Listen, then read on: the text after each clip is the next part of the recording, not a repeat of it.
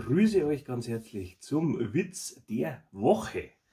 Ja, ein ganz schöner Witz, also mag ich persönlich sehr gern, den ich euch heute erzählen möchte.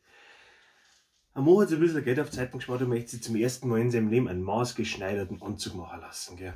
Und er ist ja beim Schneider und hat das alles sauber vermessen lassen. Und dann ruft der Schneider an und sagt, ja, du kannst kommen, der Anzug ist fertig. Ja, und er voller Freude geht hin, zieht diesen Anzug an und der passt halt hinten und vorne nicht. Der ist nicht. Er sagt, ja gut, Mann, aber das ist ja Wahnsinn, ne? Das ist ein Haufen Geld. Und der passt nicht. Er sagt, ja, das sind ja Kleinigkeiten, sagt der Schneider. Gell? Das sind Nuancen. Sagt er, pass auf, du musst jetzt einfach die linke Schulter musst ein bisschen nach oben hin tun, gell?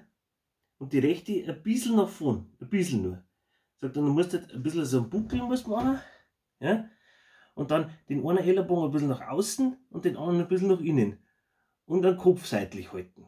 Gell? Sagst du, wie? Also immer frei. Gell? Jetzt geht der so raus auf die Straße. Gell? Und dann sehen zwei Passanten den so gesagt, mei, schau dir den armen Grippe an, er ist so verwachsen. Sagt er, noch einen sehr guten Schneider holen. Finde ich super. Ja, Dankeschön fürs Zuhören. Das war der Witz der Woche. Bis zum nächsten Mal. Pfiat euch.